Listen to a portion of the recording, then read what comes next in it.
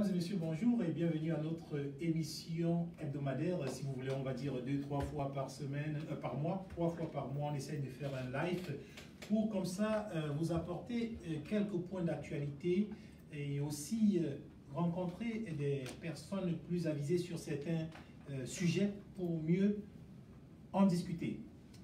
Aujourd'hui, comme nous le savons, il y a une pléthore d'associations au Québec, et nous nous sommes rendus compte que ces associations, chacun de son côté, rencontrent parfois des difficultés ou bien vivent certaines réalités. La mission de Diaspora Interaction est aussi de rassembler le monde, rassembler les personnes, et aujourd'hui nous avons donc décidé d'inviter les présidents d'associations que nous remercions beaucoup pour avoir accepté bien sûr notre invitation. Ils sont tous là. Et nous allons donc parler de leurs différentes réalités, les différents problèmes qu'ils rencontrent, l'impact qu'a leur association au Québec, et aussi, bien sûr, les pistes de solutions. Je vais commencer par inviter nos différents présidents à se présenter, et ensuite nous allons pouvoir entrer dans le vif du sujet. Je vais commencer, bien sûr, par ma gauche, avec Monsieur Charles Madel. Bonjour à tous, Charles Madel, président de l'Association haïtienne de Québec. Alors, avant de continuer, M. Madel, j'aimerais nous excuser parce qu'on n'a pas de femmes à notre table, sur notre panel, mais c'est pour une simple raison. La présidente des russophones, Mme Tatiana Dutsenko, s'est excusée. Et nous avions aussi deux autres présidentes qui se sont excusées. Nous espérons que dans la prochaine vague de rencontres avec les présidents, nous aurons des femmes. Donc, nous nous excusons pour ça. On était avec M. Charles Madel. Après, M. Kakola Saka, président de l'Association des Congolaises et des Congolais du Québec. Monsieur Parfait. Dr Sebedi Parfait Ayoum, responsable de l'Association des bénévoles de Québec. Monsieur. C'est Poé Benjamin, président de l'amicale ivoiro-canadienne du Québec, donc l'amicale des Ivoiriens du Québec. Moi, c'est Ousmane Zé Traoré, je suis président de l'Association malienne du Québec. Ghislain Zangui, président de l'Association des Camerounaises et Camerounais du Québec.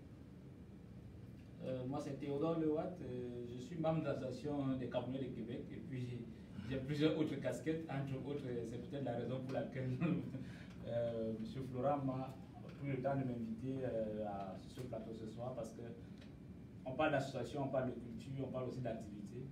Ça fait partie de la mission de Diaspora Interaction de permettre à tout le monde de s'exprimer et de présenter une image positive de ce qu'on fait à Québec. Donc, c'est ça. Alors, merci mes chers présidents d'avoir vraiment accepté de prendre de votre temps et nous nous excusons du retard que nous avons accusé avant le début de cette émission. Sans plus attendre, j'aimerais qu'on entre rapidement dans le vif du sujet. Je vais adresser ma première question directement au président Kakola Saka, qui est le président de l'Association des Congolais et Congolaises à Québec. Monsieur Saka, comment ça va? Ça va très bien. Et vous, Florent? Ça va très très bien. C'est difficile de vous attraper. Hein. Ça fait 3 ans on essaie de s'organiser pour vous avoir sur un plateau. Merci. Bon, premièrement, c'est pour vous remercier surtout de votre initiative de nous rassembler. Nous espérons une longue vie à cette initiative. Merci beaucoup. On souhaiterait savoir, les web spectateurs et nous, on souhaiterait savoir comment va l'association des Congolais et Congolaises. Pouvez-vous nous donner une petite historique et bien sûr jusqu'à nos jours? Je suis un très fier héritier d'une grande association. L'Association des Congolaises et des Congolais du Québec a été fondée sur le campus de l'Université Laval en 1982 par des étudiants qui se sont réunis par souci, parce qu'un de leurs venait de perdre la vie. Alors ils se sont regroupés pour envoyer le corps de ces compatriotes-là au pays à l'époque. C'était l'association des étudiants zaïrois inscrits à l'Université Laval et qui s'est poursuivi jusqu'aujourd'hui. Alors moi je ne suis que représentant, président de l'association depuis bientôt 2 ans. Alors l'association se porte très bien avec des défis. Et la population aussi des natifs d'origine, des Québécois d'origine congolaise. Alors nous sommes de plus en plus nombreux. Nous estimons à peu près à plus de 1000 membres. Alors c'est ça, l'association se porte bien. Parfait. Donc je vais demander à M. Koui. L'association ivoirienne, comment elle se porte et une petite historique rapidement s'il vous plaît. Oui, ce qui concerne les Ivoiriens de Québec, l'historique c'est à peu près la même chose que pour le Congo.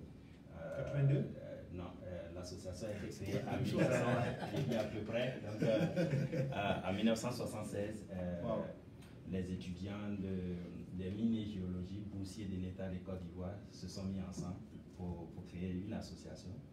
Et elle fonctionnait, elle leur permettait d'échanger les expériences entre eux et faciliter ceux qui arrivaient pour mieux insérer dans le cursus scolaire. Et vu le dynamisme de cette association, les autres étudiants qui ne sont pas boursiers de l'État ont demandé à rejoindre cette association. C'est ce qui a été fait. Et puis, ça fonctionnait au niveau de l'Université Laval entre les étudiants. À partir des années 90, l'atmosphère économique, socio-politique en Côte d'Ivoire a changé. Surtout, nous savons que d'habitude, les boursiers, après les études, avaient déjà au moins des postes garantis au pays. Et comme le contexte économique a changé, beaucoup d'étudiants, après les études, ont commencé à rester à Québec. Et donc, étant des travailleurs, n'étant plus à l'université, ils ont demandé que cette association leur soit ouverte aussi. C'est comme ça que dans les années 90-94, l'association a été ouverte à tous les Ivoiriens qui sont ici. Moi, l'association a fonctionné. Après un moment, compte tenu de la situation qu'il y a eu au pays en 2010, ça a éclaboussé un peu. Mais je remercie mes prédécesseurs qui sont restés à l'université, qui ont continué quand même à faire fonctionner l'université. Et puis, à partir de 2012, moi, je suis arrivé ici. Et avec un groupe d'amis, on voulait créer une association qui regroupe l'ensemble des Ivoiriens. Donc, c'est dans nos démarches qu'on nous a fait comprendre qu'il y a une association qui existait déjà. Nous avons approché les responsables et nous avons voulu travailler ensemble pour éviter qu'il y ait plusieurs associations. Mais comme le vide a horreur, bon, l'être humain a horreur du vide. Pendant ce temps, certaines associations étaient créées, donc nous avons quand même plusieurs petites associations. Et notre rôle, c'est de faire en sorte que la communauté ivoirienne se regroupe. C'est à cette tâche qu'on s'attache depuis 2016, que j'ai pris les rênes de l'association. Donc, dans le fonctionnement, on fait notre petit parcours de chemin. Il faut savoir qu'on vient de très loin parce que la crise qu'on a vécue dans notre pays, ce n'était pas une petite crise et ça a vraiment touché les différentes associations. Donc, à ce niveau, nous pouvons dire que ça évolue à son rythme et nous sommes confiants que ça ira mieux. On vous le souhaite. On va aller avec Monsieur Charles. Ah, merci. Donc, à entendre l'historique de toutes ces associations, c'est quand même assez intéressant. Au début des années 60, il y avait par exemple une première association haïtienne qui a été fondée à Québec. Mais bon, je parle autour des années 62-64. Mais officiellement, l'association haïtienne a changé de nom. Au lieu de Solidarité pour une Haïti nouvelle, a changé de nom en 1972 pour devenir l'Association haïtienne de Québec. Et qui fait qu'officiellement, on est rendu à la 47e année d'existence de l'association. Et pendant toute cette période-là, l'association a toujours existé dans la ville de Québec. Donc, c'est juste une association haïtienne. Aujourd'hui, il reste encore des membres fondateurs. Il y a 3 ans, on avait fêté, par exemple, notre 45e anniversaire de naissance, et de fondation, je voulais dire. Et le défi aujourd'hui, c'est avec les jeunes, probablement qu'on aura le temps d'en parler. Ouais. Parce que les gens qui ont fondé l'association, il reste encore à peu près 5 membres fondateurs. Mais là, on aimerait, par exemple, que l'association se renouvelle. Merci. Je vais, sans plus attendre, donner la parole au président de l'association camerounaise. Alors, merci, c'est très intéressant ce diapo vous nous faites parce que ça m'a permis de découvrir déjà que l'association des Haïtiens 47 ans, waouh, ça mérite vraiment un tonnerre d'encouragement également à l'association ivoirienne. Ça fait vraiment plaisir de voir la mobilisation qui est nôtre et l'engouement avec laquelle nous manageons beaucoup d'efforts. Alors, du côté de l'association des Camerounais, je vais dire que elle est également très ancienne. Elle a été créée sous l'impulsion d'anciens étudiants de l'Université Laval qui avaient un souci. Le souci majeur était de savoir comment est-ce que dans la ville de Québec principalement, on pouvait réunir à la fois toutes les expertises et les expériences des Camerounais dans l'optique vraiment de consolider, de resserrer les liens d'amitié, parce que comme on dit généralement chez nous, plus on est nombreux autour d'une table, mieux on se positionne davantage. Alors c'était vraiment dans ce sens-là que mes prédécesseurs ont eu à penser une association qui devait réunir. Dans un départ, c'était vraiment les étudiants pour la plupart, Mais avec le temps, ça a beaucoup plus éclaté pour essayer d'embrasser vraiment, que ce soit les entrepreneurs, les Camerounais, des entrepreneurs, des étudiants ou whatever. C'était vraiment le but. Mais au jour d'aujourd'hui, notre challenge vraiment, c'est au niveau du rassemblement. Donc, on va peut-être revenir sur cette question. Exactement. On va certainement revenir sur cette question. L'association, elle est là, elle existe et elle poursuit les objectifs qui sont siennes. Merci. Merci beaucoup. L'association malienne. Ok, merci beaucoup. Mais avant de rentrer dans mes propos, je voudrais quand même observer une minute de silence pour les victimes des massacres qui ont eu lieu au Mali hier. Donc à peu près 135 personnes qui ont perdu la vie dans un village peu. Donc je voudrais observer une minute de silence en leur mémoire. Merci. Donc l'association malienne de Québec est une association aussi vieille qui a été créée depuis 1981. Donc à peu près 40 ans aussi comme l'association haïtienne. Donc cette association regroupe tous les Maliens et toutes les Maliennes dans la grande région de Québec. Donc nous sommes certainement héritiers de cette association qui est même plus vieille que nous-mêmes. Donc il faut dire que c'est l'association malienne de Québec, elle regroupe aujourd'hui plus de 200 personnes, parce qu'il faut dire qu'il n'y a pas assez de Maliens dans la ville de Québec. Donc la plupart des Maliens sont généralement à Montréal. Donc c'est la grande région où il y aura, comme on appelle, des Maliens. Mais ici, essentiellement, il y a des étudiants, mais aussi il y en a des gens qui sont dans le tissu professionnel. Donc cette association, elle, depuis quelque temps, elle mène beaucoup d'activités au profit de la communauté, histoire de pouvoir les rapprocher et garder toujours le lien de pays, avoir les nouvelles. Donc c'est vraiment ça, dans ce but-là, que cette association a été créée. Et puis elle permet également aux uns et aux autres, n'est-ce pas, de pouvoir mettre leur service à la disposition des autres et les aider en cas de problème. Donc elle permet également, à travers ces activités, comment on appelle, d'accueillir les nouveaux qui arrivent pour pouvoir Vous avez un peu aussi sauté là, on n'est okay. pas encore à la mission. Ok, c'est ça. Je pense que le président, Monsieur Parfait, vous n'avez pas encore parlé. Non, pas encore. S'il vous plaît, parce qu'on pourrait avoir l'historique.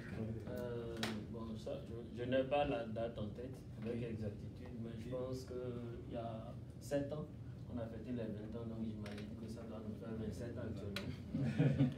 Je voudrais, à cette occasion, remercier le professeur Moumouni, professeur Charles Moumouni, qui est professeur agrégé à la faculté des lettres de l'Université Laval. Je voudrais aussi remercier le professeur Léonard Wanchikon. Ils font partie des 2 initiateurs, des initiateurs que je connais, qui ont participé, qui ont œuvré pour la création de notre association, l'association des Béninoises et Béninois de Québec. Je voudrais aussi tirer un coup de chapeau aux étudiants qui, au fil des années, ont contribué à tenir le flambeau de cette association. Parce que souvent, ce que nous on constate, quand les gens finissent, ils se rangent, ils s'installent et puis ils oublient l'association. Je pense que ça fait partie des problèmes de toutes les autres associations aussi. Donc, par ma voix, je tire un coup de chapeau à ces femmes et à ces jeunes garçons qui ont toujours eu à tenir haut le flambeau de l'association des Béninois de Québec. Voilà. Merci infiniment pour cette... Je pense que chacun a déjà intervenu en ce qui concerne le point de l'historique ou alors la petite genèse des associations. Et là, actuellement, j'aimerais, avec votre permission, qu'on puisse lancer un petit regard d'analyse sur la mission des associations. Est-ce que vous pourriez peut-être, on va commencer avec le président, à ma gauche, président de l'association des Haïtiens. La mission de votre association actuellement, c'est laquelle, et quelles sont les différentes entraves que vous rencontrez dans l'atteinte de votre mission? Okay. La mission de l'association haïtienne, c'est quand même assez clair. Comme je vous parle, c'est une association qui a pris naissance dans les années 60, officiellement 72. À l'époque, il y avait un défi de réseautage. Donc, les gens voulaient se rasseoir ensemble, se rassembler. Donc, c'est bien défini dans la charte. C'est promouvoir la culture haïtienne. Ça, c'est le gros aspect. Par l'organisation d'activités socioculturelles Et le deuxième point, c'est faciliter l'intégration des Haïtiens qui s'installent dans la ville de Québec. Mais comme vous le dites, de nos jours, donc ça a changé avec l'ère des réseaux sociaux, donc le besoin donc, probablement on va rentrer dans le vif du sujet, parce qu'avant, donc pour avoir les nouvelles d'Haïti, donc les gens des années 60 au début des années 70, donc se rencontraient donc, via l'association, mais de nos jours, donc on est au courant de tout ce qui se passe à travers le monde, donc même dans les endroits les plus reculés de la terre, donc on a l'information, donc mais ça n'empêche pas que l'aspect, l'organisation d'activités socioculturelles, donc on l'organise et jusqu'à présent encore ça marche avec l'association. Mais comme vous avez demandé pour le défi de nos jours, c'est un défi générationnel. C'est les jeunes d'aujourd'hui qui sont à l'ère des réseaux sociaux, c'est comment les inviter à s'impliquer beaucoup plus dans nos activités. Merci bien. Je vais directement donner la parole à M. Kakola. Mais avant de pour nous parler, j'aimerais saluer la vice-présidente Madame Vanessa Kalala qui nous assiste, même si elle n'est pas sur notre tableau. Allez-y. Oui, merci encore une fois de plus. Bien sûr, la mission, ça se ressemble peu. Hein. C'est toujours la promotion de tout ce qui est la culture congolaise, faire connaître cette culture, défendre aussi nos membres, hein, bien les représenter, que ce soit au niveau des organisations, au niveau de la ville, ou donner aussi des références. Mais je parlerai aussi, le point essentiel, c'est aussi permettre à nos membres à l'intégration sociale, culturelle et économique dans la société d'accueil. Je pense qu'il y a un point avec la société d'accueil parce que c'est quelque chose qui nous touche beaucoup, parlant des défis générationnels, mais ça c'est quelque chose qui existe, mais comment garder les jeunes à s'imprégner, à reconnaître ce que nos anciens nous ont laissé, ont bâti. Pour nous, c'est aussi à travers les activités, mais à travers aussi l'occasion que la ville, par exemple, nous offre, avec l'évocation de locaux pour que les jeunes pratiquent soit la danse, ça peut être du théâtre, il y a aussi des activités sportives organisées à chaque fin de semaine où les gens se regroupent. Alors, c'est vraiment le plus gros de nos activités. Et j'attendrai le point sur la société d'accueil. Ok, il n'y a pas de problème. Monsieur Parfait, s'il vous plaît. Les missions, je suis en train de constater que les missions sont pratiquement... Oui, parce que quelque part, c'est toujours des associations. Voilà. C'est un... À part la promotion de la culture, il y a un élément, c'est l'appui au développement de la patrie mère qui figure dans les statuts de notre association. S'il n'y a pas ça, la promotion, l'intégration ici à Québec, et l'appui au développement de la patrie mère, voilà les points que nous avons dans nos statuts. Ok. Monsieur Pouy. Ok. Pour ce qui concerne l'association des Ivoiriens, les objectifs sont sensiblement les mêmes. La dynamique ayant changé, ce n'est plus uniquement des étudiants, c'est maintenant une association composite avec différentes réalités. Et nous, notre association prend en compte même les Ivoiriens qui ont juste un établissement légal, même si c'est des passages ici. Et donc, cela, dans cet objectif-là, nous, on facilite l'accueil de tous ceux qui arrivent et puis faciliter l'intégration socio-professionnelle ici. Mais aussi, nous avons un volet de promotion de notre culture et de l'économie de la Côte d'Ivoire, donc sur le plan touristique également. Et puis, nous avons aussi comme mission d'aider ceux qui veulent retourner en Afrique. Et donc, à travers des investissements, des projets quand même viables pour pouvoir préparer le retour. Donc, c'est en gros la mission que nous avons, notre association, bien sûr, en facilitant l'intégration dans la communauté que nous sommes ici, et puis en contribuant également aussi au développement de la communauté d'accueil qui est avec nous à travers. En fait, vous jouez sur les deux plateaux, tant en Afrique qu'ici. Okay, merci. Comme je ne vais pas répondre encore, c'était. Oui, c'est ça. L'association malienne a essentiellement trois missions. La première des missions, c'est qu'on s'attelle à faire la promotion du Mali à travers ses opportunités, que ce soit sur le plan culturel, économique, et comme on appelle le plan traditionnel. Donc, on fait la promotion vraiment du pays au niveau de la grande région du Québec. Après, la deuxième mission, donc nous travaillons aussi à faciliter, comme l'ont dit mes prédécesseurs, l'intégration des Maliens dans la grande région du Québec en les permettant, n'est-ce pas, ou en facilitant leur intégration au niveau culturel ou au niveau scolaire. Donc ça, c'est vraiment des activités que nous menons tous les jours pour faciliter cela.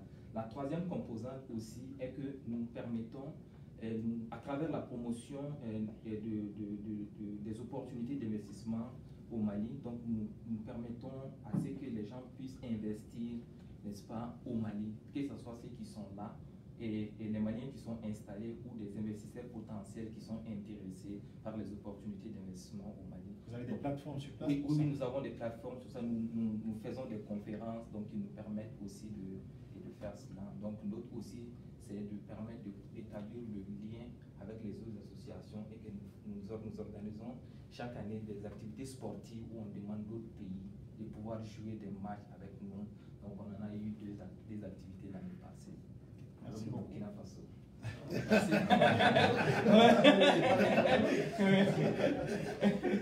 Oui, on n'a pas eu la chance de jouer contre le Cameroun. Il y a eu un tournoi, et je crois que tout récemment, là, le vendredi. Monsieur Gislain, on va rester dans le sujet, s'il vous plaît. Alors, je ne sais pas s'il faut que je revienne sur ce que... Mais non, vous n'avez pas besoin de répéter s'il y a des choses à rajouter. Nous avons vraiment deux axes majeurs qui orientent vraiment toute l'activité au niveau de la sécu, promouvoir la culture camerounaise sous toutes ses formes, en terre québécoise et en terre québécoise. Oui. Et la seconde, c'est vraiment faciliter l'intégration sur toutes ces dimensions, que ce soit sociale, culturelle et économique des Camerounais dans la ville de Québec. Donc je ne vais pas revenir en détail, c'est vraiment ça l'émission de la sécu. Si vous me permettez, Absolument. je m'en voudrais si je ne parle pas de la semaine du Congo. Alors, à chaque année, il y a une semaine consacrée en fait, au Congo, où on parle en fait de tout. On fait la promotion, bien sûr, des atouts de la République démocratique du Congo et aussi de ce qui se passe comme enjeu. Vous savez, le Congo a traversé une période très très difficile avec la guerre à l'est du pays qui a fait plus de 5 millions de morts. Alors, à travers les conférences, on invite les spécialistes qui peuvent faire des conférences ou des lives sur notre page Facebook, ici à l'Université Laval des Vigiles, et tout ça. Alors, à chaque mois d'octobre, je crois que la deuxième semaine du mois d'octobre, il y a cette semaine-là. C'est quand même quelque chose d'important pour ne pas oublier aussi ceux qui sont tombés. Merci infiniment. Jusqu'à présent, je pense que les rôles et les missions sont presque semblables, et juste qu'il y en a d'autres qui viennent se rajouter et on peut comprendre qu'il y a déjà une possibilité de complémentarité et d'échange pour le fait d'être sur la même table aujourd'hui. Et j'aimerais aussi, maintenant, vu que l'association en fait vit, son essence même, ce sont ses membres. Comment ça se passe avec vos membres? Est-ce que des membres, Diaspora International, parfois, ça nous vient à l'oreille que pendant les assemblées générales, les membres ne sont pas assez présents, et pendant les événements, les membres ne sont pas là. Est-ce que quelqu'un voudrait prendre la parole pour parler de cette situation, de ce cas? Moi, je crois que c'est pratiquement le grand défi que toutes les associations ont ici. Et particulièrement, par exemple, moi, je prends l'exemple de mon cas. Parce que quand j'ai été élu président de l'association en 2017, donc je suis à ma deuxième année.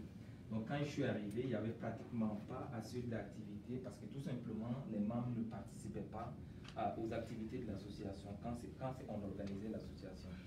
Quand on organisait ces activités-là. Maintenant, qu'est-ce qui s'est passé? Quand nous sommes arrivés, donc quand ils m'ont choisi comme président de l'association, donc nous avons, lors de l'Assemblée générale, donc on s'est assis, on a discuté de tous les problèmes qui font que les gens ne participent pas à nos activités. Donc parmi lesquels on disait peut-être qu'il y avait des activités qui étaient proposées ou des services qui étaient proposés à nos membres qui ne les plaisaient pas.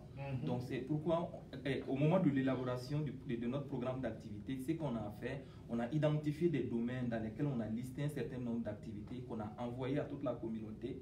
Donc nous les avons demandé de se prononcer sur ces activités-là. Et s'il y en a des activités qui manquent et qui les intéressent, donc ils vont les intégrer. Donc, une fois que ce travail a été fait et que le programme d'activité a été adopté, donc on a vu quand même un regain d'intérêt à nos activités. Les gens ont commencé à participer. Donc, il y avait aussi des problèmes. En fait, c'est la proposition qui était comme proposer le programme, faire le programme avec les membres. Exactement.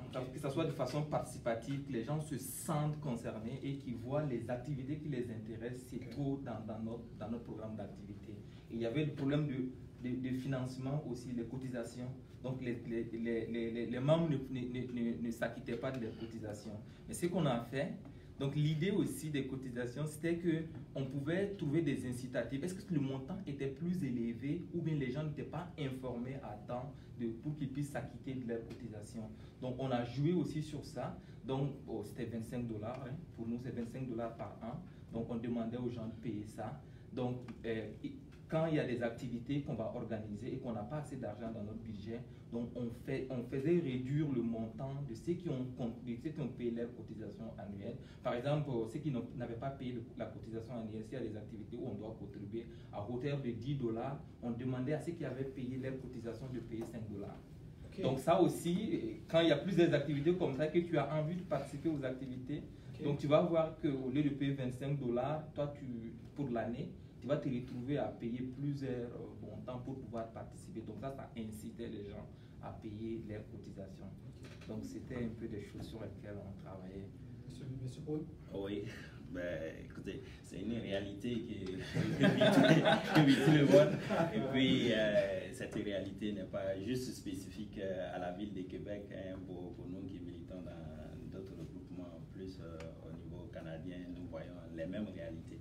Mais ce qu'il y a à remarquer, c'est que il fait la différence entre la participation aux activités organisées et puis la participation aux réunions, aux assemblées générales. Voilà. Et donc, ce qu'on remarque, c'est que en ce qui concerne les réunions, assemblées générales et autres, les gens ne sont pas plus trop motivés à venir s'asseoir longtemps pour parler de ça. Alors que ce qu'il faut comprendre, les activités nettes des rencontres qu'on a, c'est en échangeant qu'on se donne plus d'idées.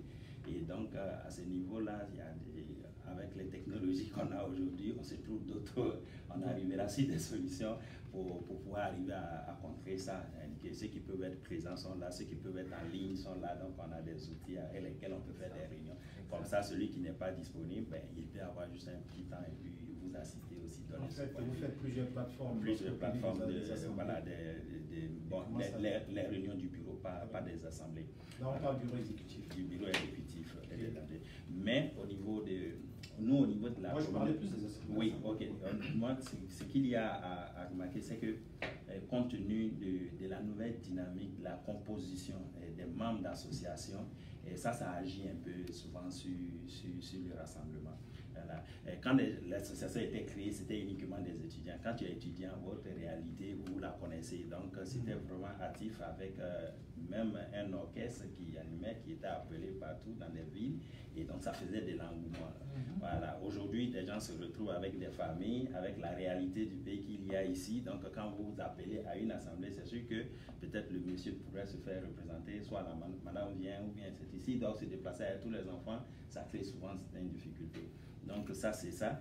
Maintenant, deuxième chose à mettre, troisième chose à signaler, nous, par exemple, c'est ce qui a motivé les gens à venir ici. Voilà. Bon, comme je dis, nous, on a traversé quand même une période. Il y en a qui sont bien venus bien avant la crise. Et puis, la crise étant venue, les gens ont commencé à se replier sur eux-mêmes. Il y a un déficit de confiance entre les gens. Donc, aujourd'hui, l'ami qui est avec toi, en réalité, tu ne connais vraiment pas c'est qui il est. Donc, ça, c'est des petites méfiances qui ont fait un moment que les gens se retrouvaient un peu par affinité. Et puis, notre rôle aujourd'hui, là, nous, on travaille à ce qu'on retrouve la confiance entre nous et qu'on se fréquente. Donc, voilà les difficultés auxquelles nous nous sommes confrontés. Et puis, voilà. Monsieur Cacola, ensuite, on va peut-être écouter M. Madin qui est très calme. Oui, je suis très positif. En fait, nos membres, bien sûr, il faut différencier les assemblées générales de la participation aux activités. La chose la plus importante, moi, lorsque je me suis engagé, je me suis dit, il n'y a pas de mauvaises troupes, il n'y a qu'un mauvais chef. Alors, comment nous allons faire pour aller atteindre et surtout avoir l'écoute de ce que nous représentons, parce que nous ne sommes que des représentants. C'est comme ça que je me considère. Et la meilleure des choses que j'ai trouvé, c'est de savoir est-ce que les membres sont d'abord au courant de l'existence de leur association. Justement, la raison pour laquelle nous sommes là. Si les membres sont au courant de l'existence de leur association, maintenant, est-ce que nous les idées, parce que souvent si nous nous regroupons à 3-4, nous pouvons inventer beaucoup de programmes. Mais pour l'appliquer, il faut que les gens adhèrent à notre programme. La raison pour laquelle nous avons fait plusieurs activités selon le groupe. Parce que vous savez, par exemple, le fait, nous avons le fait de l'indépendance du Congo, par exemple. C'est chaque 30 juin. Et les Congolais ont déjà noté ça dans leur agenda. Ils savent que le 30 juin, c'est la fête de l'indépendance du Congo. On va être là. La fête de fin d'année, soit Noël ou Nouvel An. Les gens vont être là.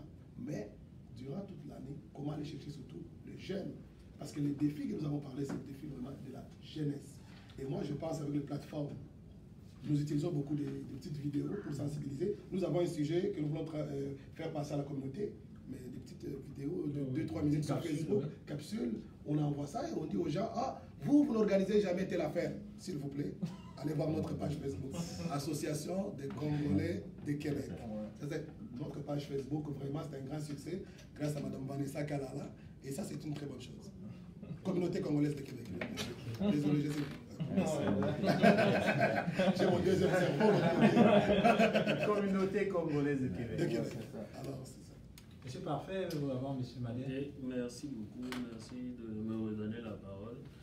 La problématique, au début, j'avais dit que à notre niveau, au niveau de l'association des Béninois, ceux qui maintiennent l'association, c'est plutôt les étudiants.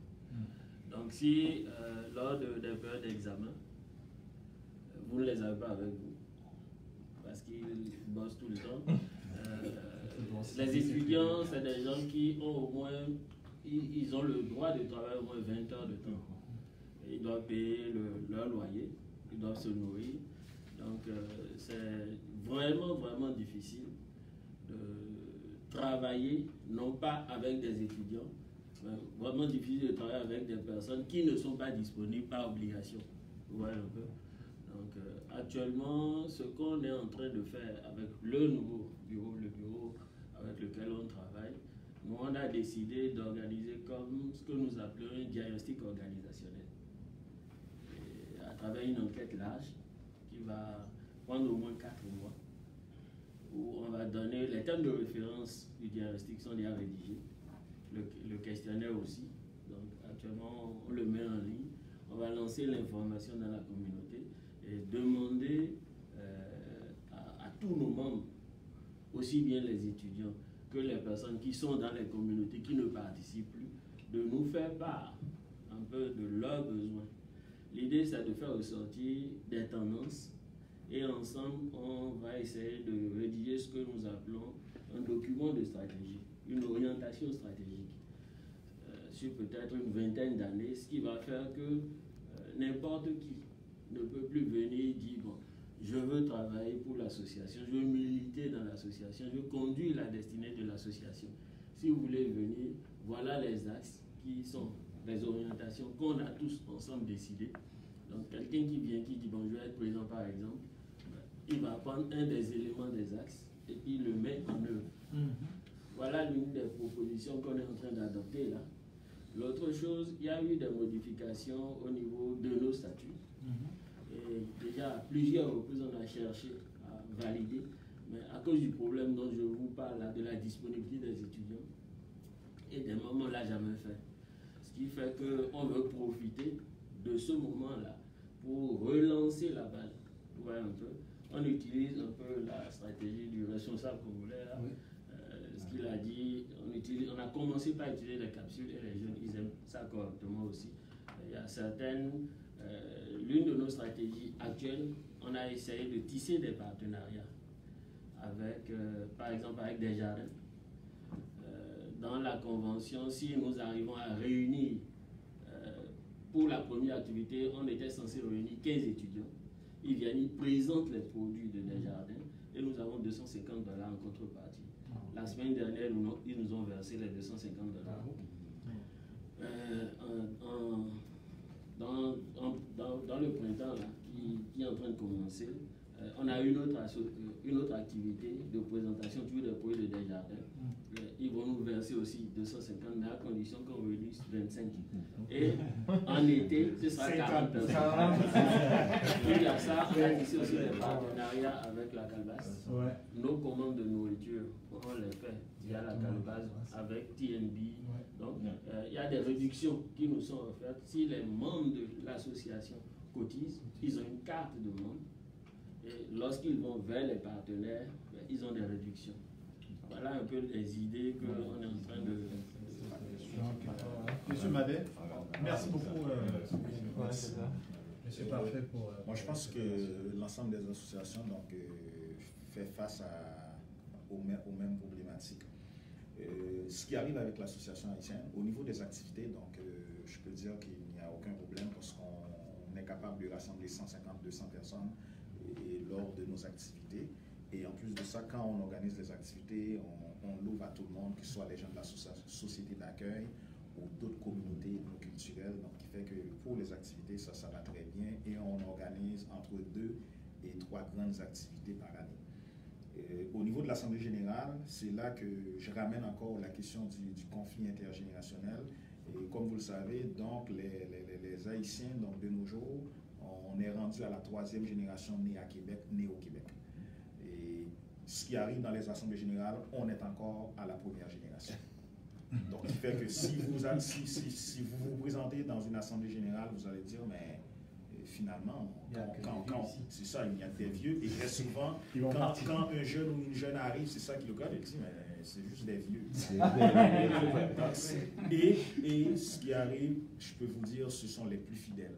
C'est-à-dire la 1re génération, donc c'est très très fidèle, donc que ce soit l'Assemblée générale ou nos activités. Tandis que la 2e, la 3e génération, donc au mois de février, on avait organisé des activités. Il y avait même le début de la 4e génération, des tout petits qui étaient là.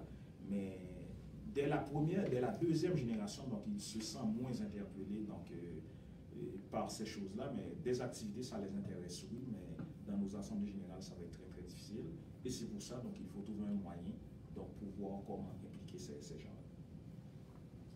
Monsieur Zandou, Gisèle, vous avez déjà intervenu à propos de ça? Non, pas encore. Ok, on va vous écouter, s'il vous plaît. Donc déjà, ce que le grand frère a relevé comme problème du côté du Bénin, c'est vraiment les mêmes réalités que nous traversons.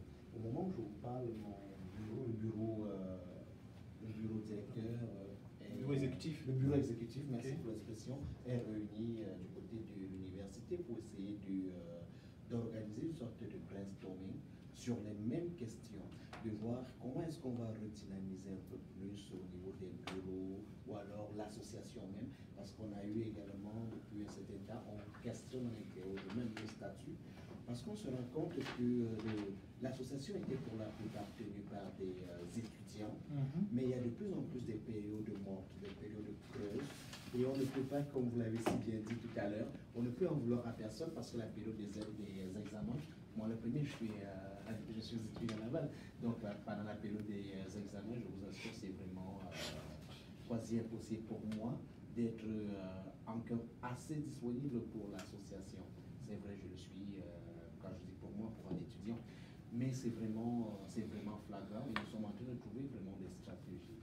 Nous sommes en train d'organiser depuis pratiquement 2 mois déjà une sorte de brainstorming pour voir quelles sont les activités que nous proposons qui n'intéressent pas. Un tout petit peu ce que le frère proposait tout à l'heure. Nous avons lancé un peu une campagne comme ça pour est-ce que c'est les contenus que nous offrons à nos compatriotes qui ne les intéressent vraiment pas, comment dynamiser, quelle est l'attente réelle des Camerounais, peut-être on s'impose quelque part, ou alors peut-être on ne répond pas forcément à la demande. Donc on essaye de questionner un tout petit peu un ensemble d'activités que nous organisons et on essaye de voir avec les réalités parce que nous sommes tellement nombreux dans la ville de Québec, on en connaît tellement. On a plusieurs jeunes qui jouent au football constamment, que ce soit à Télis ou partout ailleurs, mais dans les assemblées générales, elles ne toujours pas, elles accouchent tout de suite parce qu'on a problème d'effectifs. C'est très fréquent d'arriver, on a à peine 30 ou 40 Camerounais en salle lors de nos assemblées générales. Pourtant, nous savons que nous sommes très nombreux, même basse session à l'université Laval. Donc je pense que le point effectivement que le frère a soulevé, c'est très important de voir dans quelle mesure on peut soit tisser peut-être, je ne sais pas, c'est vrai que ça rentre beaucoup plus dans le côté financement des activités, un peu plus, mais nous réfléchissons vraiment comment faire pour amener les Camerounais vraiment à venir mettre la main à la pâte pour qu'ensemble on essaye d'aller vers les objectifs qui sont nôtres. Pour le moment, je pense que dans vos différentes interventions, on ressent presque les mêmes problèmes sous-jacents. On dirait qu'il y a une ligne qui est vraiment directive que rencontrent la plupart des associations. J'ai cru déceler quelques pistes de solutions que je réservais pour la fin. Ce sera le dernier point. Tout à l'heure, on est encore dans... oui. Oui, moi je voudrais quand même revenir sur la participation aux réunions du bureau exécutif. Okay. Voilà, parce que je tiens à féliciter vraiment les bénévoles qui travaillent avec moi. Parce que notre premier mandat, en 2016-2018, on avait vraiment des difficultés pour réunir les membres du bureau. Et donc, pour ce deuxième mandat, nous avons décidé d'agir par objectif. C'est-à-dire qu'on a demandé aux bénévoles, c'est vrai c'est du bénévolat, mais de faire un engagement écrit, qu'on se met au service de notre communauté. Et ça a été fait. Et puis, c'est un mandat aussi par objectif. C'est-à-dire que tu es responsable d'une session, tu as un objectif à atteindre. Et donc, en fonction de ça, jusqu'à présent, les différentes rencontres que nous sommes à un taux de 90% de présence au niveau du bureau. Voilà. Donc ça, c'est quelque chose. Et ceux qui vraiment qui sont absents parce que le conjoint n'est pas là ou bien, bon, ils avaient un devoir qui finit un peu plus rapproché de la réunion, mais ils peuvent être là-bas et puis assister par vidéoconférence. Donc la présence vraiment autour de 90% au niveau du bureau, ça je tiens à les féliciter. Le bureau exécutif. Le bureau exécutif. C'est très différent parce que là on parle d'autre chose. Voilà, on était justement sur l'Assemblée générale. Voilà. Maintenant au niveau des assemblées générales, c'est vraiment, on va arriver aux solutions tout à l'heure. Voilà. Donc je ne sais pas, monsieur Théo, est-ce que vous nous dites en 30 secondes maximum une petite idée de la problématique éventuellement, sans pour autant entrer dans les solutions? Non, à écouter les uns et les autres, on se rend tous compte qu'il y a deux problèmes qui se lèvent. Le problème d'implication de la nouvelle génération et puis le problème de l'offre générationnelle, oui, et puis le problème de l'offre d'activité. Parce que de plus en plus, on va voir les personnes qui, à l'origine, ont eu l'idée de se regrouper.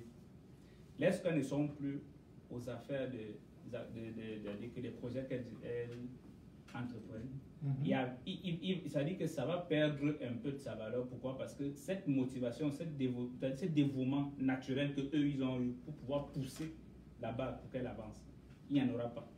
Et les jeunes aujourd'hui sont plus portés à d'autres choses c'est-à-dire que la fibre sociale qu'il faut vraiment implanter au sein de leur mode de vie. Je pense que c'est le plus grand défi là, c'est pas les anciens. Les anciens sont déjà acquis, ils viennent. Mais maintenant, c'est trouver la solution de faire impliquer les jeunes le plus tôt et puis les amener à prendre l'initiative de créer eux-mêmes l'environnement dans lequel ils vont s'épanouir dans ce milieu. Parce que quand j'entends Charles dire, les jeunes arrivent aux assemblées de Haïti et ils disent ils sont vieux, ils s'en vont. Mais les jeunes qui sont là, mais quand ils ont déjà pris l'initiative de venir, pourquoi eux là on ne peut pas les interpeller, leur dire ok, est-ce que vous pouvez créer un mouvement de jeunesse pour l'association haïtienne? Créer oui. Quand vous venez aux assemblées, vous trouvez des plus âgés, vous vous sentez mal. Mais ok, on crée un mouvement de jeunes parce que c'est ça aussi qu'il faut essayer de pouvoir apporter comme solution. Trouver le moyen de créer des activités de jeunes que eux-mêmes ils vont organiser, eux-mêmes ils vont s'arranger à trouver comment s'auto-gérer, mais en partenariat avec l'appui des aînés. Comme ça, quand ils vont faire leur rencontre, ça peut être en dehors de la rencontre des aînés. Et les jeunes pourront se parler entre eux, ils auront un visage tout neuf, un esprit vraiment naïf dans lequel ils vont s'avancer. Ok. Monsieur Parfait. Oui, je voudrais revenir un peu sur la thématique des problèmes et des défis. On commence par avoir différentes générations. Oui. Dans certaines communautés, vous allez noter qu'il y a des décès. Et les associations sont fortement sollicitées. Les caisses de nos associations sont fortement sollicitées. Mais on ne partage une richesse que lorsqu'on la crée. Donc, il y a nécessité pour toutes les associations que nous avons de rentrer dans un processus de création de richesse, de réfléchir comme ça. J'ai siégé 2 années dans le conseil d'administration de l'Allier, au temps de Alain. Ce que j'ai remarqué, la loi permet aux associations parascolaires, aux associations estudiantines, d'avoir comme une entreprise. Je donne l'exemple de l'Allier et du Fou Allier. Le restaurant Fou Allier, ça appartient à l'Allier. Et eux, ils vendent les cafés, des trucs comme ça. Donc, les associations que nous avons, qui sont des associations parascolaires, en tout cas pour l'association béninoise, on a créé aussi l'entreprise. On est en train de penser à comment faire pour mener une activité. Ce que j'ai remarqué aussi, les hommes travaillent toujours par intérêt. Homme grand tâche. Qu'on soit jeune ou vieux, ou qu'on ait assisté à une réunion où il y a des vieux, on travaille toujours, il y a toujours un intérêt derrière. Vous voyez un peu? Donc c'est comment on fait pour que les gens voient leur intérêt. L'un des éléments primordiaux sur lesquels nous devons réfléchir, c'est ça. Comment est-ce qu'on fait pour que ceux qui, une fois fini leur formation finie, rentrent dans la communauté, ils s'occupent de leurs affaires. Comment est-ce qu'on fait pour leur dire, bon, voilà ce qui peut vous attirer. Voilà un peu. Ça, ce n'est pas, on ne peut pas avoir de réponse à ça ici. Non, ça c'est ça. Fait, voilà. On en parle, au moins ça en soulève. C'est ça. L'autre enjeu, à part les décès, dans nos sangs, dans notre culture, dans nos gènes, l'élément solidarité a toujours existé. Mais on commence par faire comme ceux qui nous ont colonisés. On commence par agir comme tel. On commence par raisonner comme tel. Est-ce que tout ce qu'il y a dans notre culture, elle est mauvaise? Grande question. Comment est-ce qu'on fait pour réorienter le système éducatif? Comment est-ce qu'on fait pour que nos enfants pensent, tout en étant ici, pensent et au développement de là où ils sont, mais aussi pensent au développement de nos pays? Vous voyez un peu? Ça doit être aussi des préoccupations pour nous. Je vous donne l'exemple des dessins animés que les enfants aiment beaucoup. On peut investir là-dedans. Il y a des richesses dans nos cultures qu'on peut insérer dans les dessins animés pour nos enfants, pour que nos enfants apprennent à parler aussi nos langues. La majeure partie de nos enfants qui naissent ici, qui vivent ici, ne comprennent plus nos langues. Il y a une richesse dans nos langues. Je donne un seul exemple. Dans ma langue, dans le fond qui est parlé, dans le bas de la sous-région ouest africaine, il y a un jour qui est consacré à la femme, le jeudi. On appelle ça Nyonou Zambé, le jour de la femme. Dans le calendrier occidental, il n'y a que dans la langue, chaque jeudi est consacré à la femme. Mais dans le calendrier occidental, il y a juste un seul jour. Il y a ces réalités-là que nous devons aller chercher. Toujours dans la culture, pour les décisions qui sont liées, par exemple, faire sortir un enfant, bénir un enfant, offrir, faire appel aux mains des ancêtres, des choses comme ça, en tout cas au Bénin, dans le sud du Nigeria, au sud du Togo, c'est le rôle du Taïno. Les chefs de famille hommes sont là, mais c'est le rôle de la femme. Le pouvoir de décision appartient à la femme. L'égalité, nous l'avons dans nos gènes. Ce que les chaînes internationales, ce qu'on nous enseigne ici, c'est comme si le noir était violent. En réalité, ce n'est pas ça. C'est vrai que certains dérapent, mais foncièrement, nous avons des richesses dans nos cultures et nous devons les faire ressortir et partager cela. Donc pour revenir à notre... Oui, c'est ça. En réalité, je suis toujours dans les défis. Ça fait partie des problèmes qui sont cachés, qu'on ne voit pas. On va penser association, penser ceci, mais il y a de ces problèmes. On dit aussi grand est là, aussi profond est sa racine. Nous avons dans nos gènes certains éléments qu'il faille que nous fassions sortir et que nous puissions partager parce que c'est du beau. Nous aurions contribué au développement de la localité ou des communautés dans lesquelles nous vivons ici. Vous voyez un peu? Ça fait partie de ces problèmes que nous avons dans lesquels nous vivons, mais nous commençons par les oublier. Et on dit, bon, il faut vous intégrer. On s'intègre pas seulement en prenant l'habitude de l'autre, on s'intègre en donnant aussi quelque chose. Voilà quelque chose qu'on peut donner. On va le laisser pour Non, aussi ça, notre collègue grand frère nous a parlé aussi un peu des défis, dans le sens, nous avons vécu à la communauté congolaise, nous avons eu des décès, des gens qui n'avaient pas, par exemple, des assurances. À ce niveau-là, il y a eu une solidarité exceptionnelle, les gens cotisent, alors on a enterré des personnes ici, mais présentement nous avons réfléchi, nous avons contacté quelques personnes qui ont fait des études dans le domaine social pour nous faire une politique de deuil. Parce que qu'est-ce qui est arrivé, n'importe qui pouvait perdre, par exemple, vous perdez votre oncle, vous organisez un deuil chez vous. Est-ce que la communauté a intervenu, par exemple, à vous apporter des cotisations, ou comment ou bon, quelqu'un qui perd son père en Afrique, avec quelqu'un qui perd son père ici sur place, comment l'association peut intervenir? Alors ça, c'est une chose que nous avons mis en place. Lorsque vous avez parlé de l'intérêt, que l'humain, l'homme avec un grand H voit son intérêt, moi je suis un peu militant, je suis un peu de la vieille école. Moi je pense qu'il faut apprendre à nos membres de s'approprier de leur association. Vous êtes déjà dans la phase des solutions. Ah ok, mais je l'ai arrêté là. Le défi c'est le bénévolat. Le défi pour nous, pour moi je dis le défi c'est le bénévolat. L'engagement, le sens de l'engagement. C'est comment on va faire comprendre à nos membres de donner de leur temps au service des autres. Ouais, parce que lorsqu'on parle toujours d'intérêt, on voit l'intérêt financier. Et ça, pour moi, c'est quelque chose qui me révolte. Je ne le comprendrai jamais. Je ne suis pas assez capitaliste pour le comprendre. Comment nos membres vont s'approprier de leur association en donnant de leur temps au service de autres. C'est comme ça que les jeunes vont voir. Nous allons prêcher par l'exemple. Leur culture à eux, ce sont des biculturels la plupart. La majorité de nos jeunes. Des fois, vous allez dire notre culture. C'est plus facile pour nous. Nous sommes venus avec un bagage, nous avons vécu en Afrique. Lorsque nous arrivons ici, mais lorsque vous êtes comme la communauté de mon frère Charles ici, la communauté haïtienne, nous sommes rendus dans la 4e génération. Et lorsque vous parlez à un enfant de la 4e génération de sa culture, quelle est cette culture? C'est à nous maintenant de réfléchir. D'où l'idée de la solution de l'école des langues. Ça, c'est une piste de solution que nous pouvons envisager et qui peut vraiment être une solution pour la plupart des associations. C'est vraiment un point que je voulais souligner. C'est possible de répondre. Vraiment rapidement. Je dirais un point qui va certainement vous intéresser aussi. Vraiment rapidement. J'ai aimé son intervention sur le point de la culture, parce que quand vous regardez nos programmes, la culture ressort, c'est-à-dire la promotion de la culture de nos pays d'origine.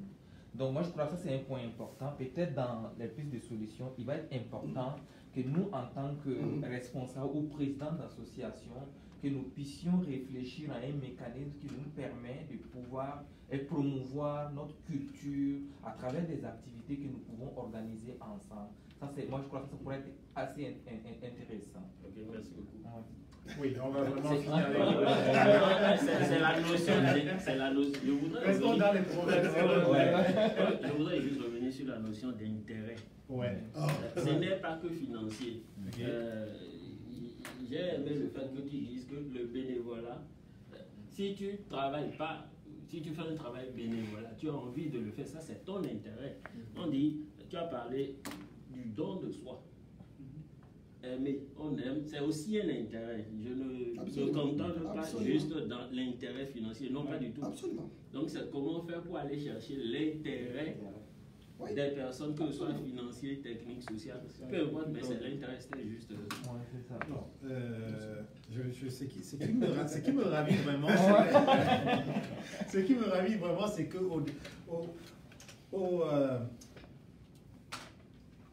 quand je regarde, panoramiquement les problèmes qui sont ressortis là, et ce que je me posais aussi comme question à moi-même, c'était est-ce que on va ressentir peut-être des problèmes financiers liés peut-être au financement de la ville, ça ne ressort pas. Donc ce qui ressort vraiment, c'est que les problèmes sont vraiment ancrés en nous et dans nous, dans nos associations, entre nos membres et tout, Et je pense qu'il y a beaucoup de pistes de solutions qui vont ressortir là tout de suite. Je proposerais, à moins que quelqu'un veuille prendre sur les défis, là. Oui, aussi, parce que là, on va commencer à s'engager dans les solutions.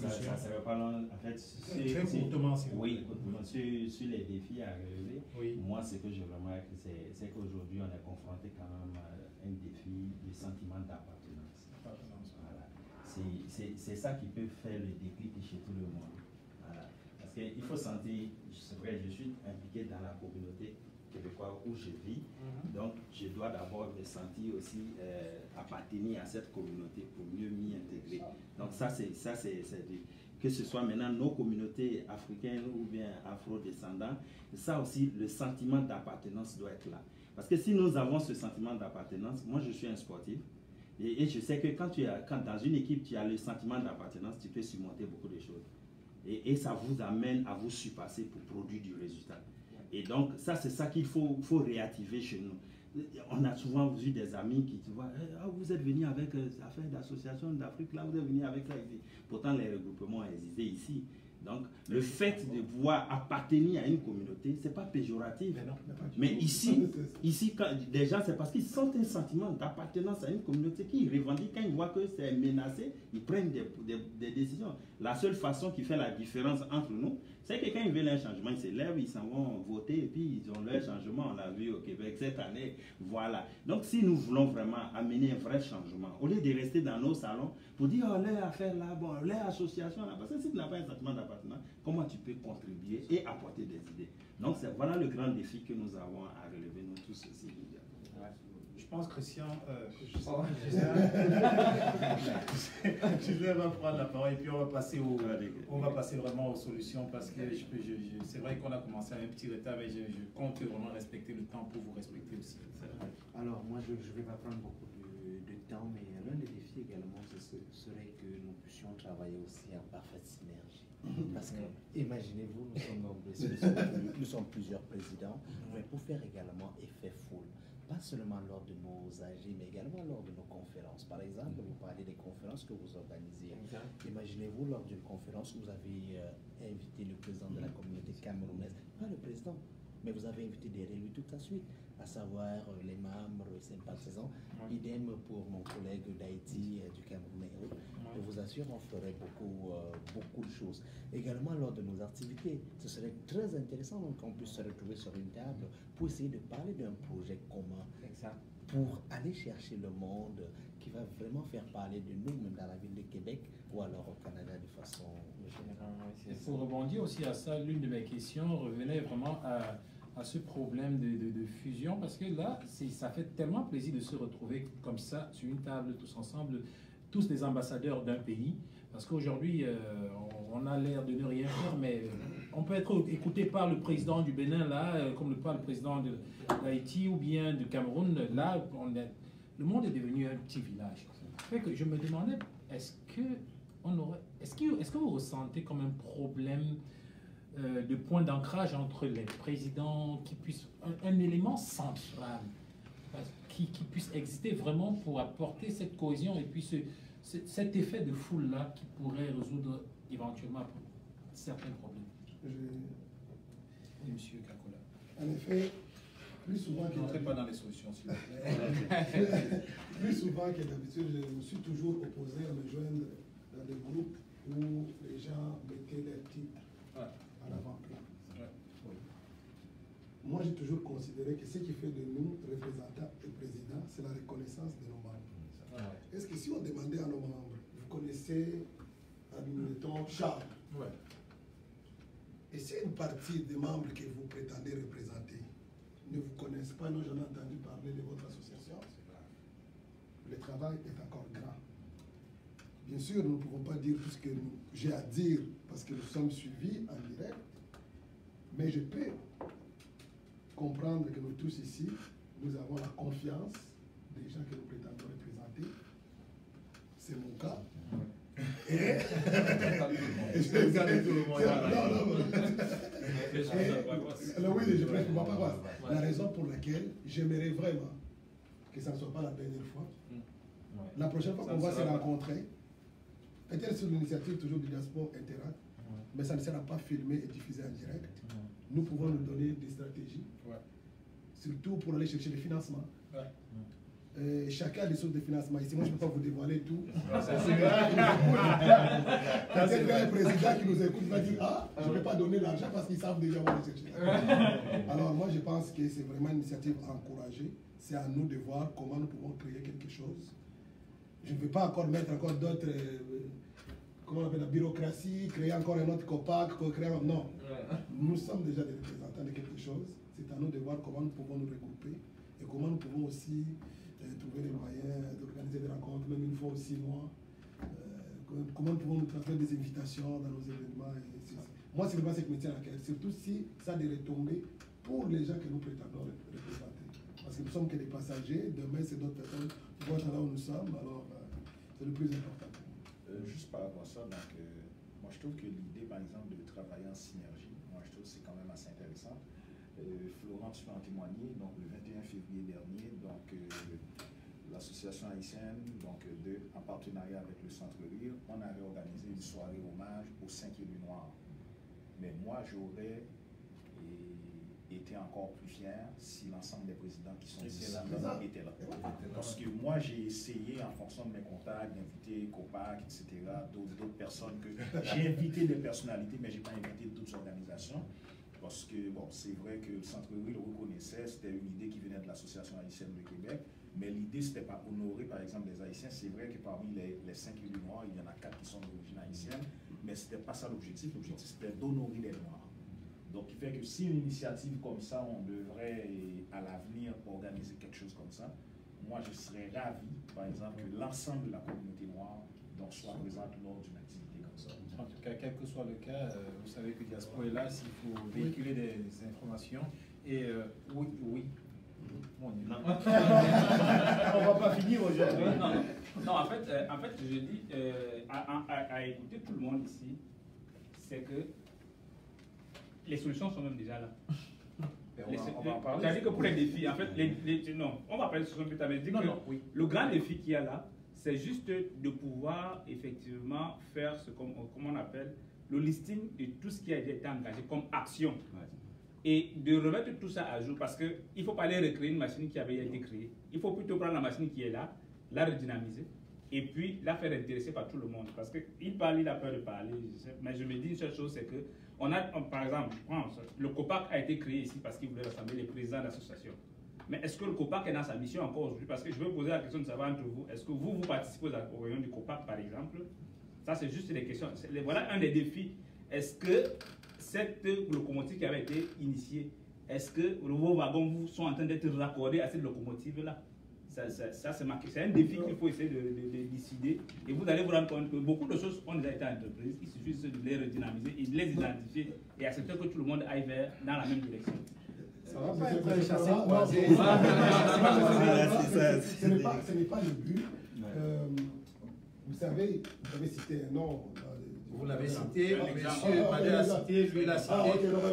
Moi, j'évite d'amener ce sujet sur cette table. Je voulais juste être très précis. Vous savez, moi seul participer à des activités, ce n'est pas un problème. Je participe à autant d'activités par an. Mais lorsque nous sommes représentants, nous ne participons pas pour nous. Nous participons parce que nous portons une image de membership. Lorsque nous sommes une organisation, nous devons représenter le membership. Si moi je ne suis pas là, si mon frère m'invite, ça me fait plaisir. Je ne vais pas empiéter sur ce qu'il est en train de faire. Tout à fait. Parce que sinon, il va y avoir conflit de membership. Et les memberships ont ce qu'on appelle leurs intérêts et les sentiments d'appartenance. C'est ça le problème. Ces conflits-là, il y a d'autres organisations qui manquent cela. Ce n'est pas les individus qui se regroupent et qui disent nous aujourd'hui on va créer quelque chose pour représenter tous les Africains et ça marche. Non. Vous savez, on va se dire les vraies choses avant de vous donner on va se dire les vraies choses. Diaspora Interaction est le média de la diversité. Nous sommes apolitiques et nous ne prenons aucun parti. Fait que s'il y a éventuellement une des vérités à se dire, on le dit si ça peut éventuellement solutionner, apporter des solutions. Moi, je ne suis engagé par aucune association, aucun organisme, personne. La raison de notre existence, c'est d'apporter de la clarté, essayer de pousser, bien sûr, les acteurs socio-économiques, les organismes, les associations, Et pour cela, nous sommes complètement indépendants. Fait que je n'ai peur de rien. Je dis la vérité. Si ça peut apporter des solutions aux communautés, on y va. Et en fait, c'est juste, ça va prendre 2 secondes. Et tantôt, quand j'ai parlé de COPAC, c'est parce que c'est l'organisation que je connaissais. Okay? Actuellement, quand on organise des activités, on se réfère à des organisations qu'on connaisse. Fait que nous, dans le cadre de la soirée hommage, COPAC était invité, l'UACASA était invité, SWAT était invité, c'est-à-dire toutes les organisations que je connaisse, donc ont été invitées. Donc moi, ce que je dis j'aurais été très ravi si avant cet événement-là, j'avais déjà rencontré l'ensemble des présidents qui sont ici. Moi, je serais très ravi que vous soyez présentés lors de cette activité. Donc au moins, ça aura servi à quelque chose. Je finis avec vous. Moi, je vais juste partager un bel exemple que j'ai eu à vivre lorsque j'ai été président. J'avais autrement dit, j'avais axé vraiment la politique de mon bureau et moi dans le travail ou alors la collaboration avec les associations sœurs. Et j'avais organisé justement une première activité un peu dans ce sens-là pour vraiment montrer qu'il n'y a aucunement un conflit d'intérêts. C'était lors de la journée du 8 mars 2018, où pendant cette rencontre vraiment d'échange sur certaines problématiques, certaines thématiques que nous avons eu à identifier, on avait eu à inviter l'association des Ivoiriens et l'association des Haïtiens de l'Université Laval, qui était pilotée par Madame Ginette. Alors, c'était vraiment un échange qu'on a eu, c'était vraiment très enrichissant, où c'était vraiment piloté par l'association des Camerounais, mais en collaboration et en partenariat. Nous avons demandé à Madame Ginette d'inviter le maximum d'Haïtiens possible, et on avait fait de même avec le président des Ivoiriens. C'était vraiment un échange libre parole. Je pense que c'est vous, M. Boudor, qui était modérateur ce jour. On a eu des échanges vraiment dans ce sens, et ça n'empêche en rien le problème de leadership ou quoi que ce soit. C'était vraiment très instructif parce que nous avions eu à tirer beaucoup de choses ce jour sur les manières de penser ou d'agir de la communauté haïtienne ou bien de la communauté ivoirienne. C'était très riche et très diversifié. Merci. Merci bien. Donc, je pense qu'on n'aura pas prétention de faire le tour de tous les problèmes, mais on a quand même déjà recensé quelques différents problèmes auxquels les associations font face actuellement. Et je suggérerais, sans pour autant entrer complètement dans vos secrets, que l'on puisse éventuellement proposer quelques pistes de solutions pour les problèmes que l'on rencontre actuellement. Qui veut se lancer? Est-ce que je peux revenir sur une question, juste une question avec l'officier Boulanger. Est-ce qu'on allait parler quand même de notre rapport avec les organisations et notre société d'accueil? Oui, ça c'est dans le point.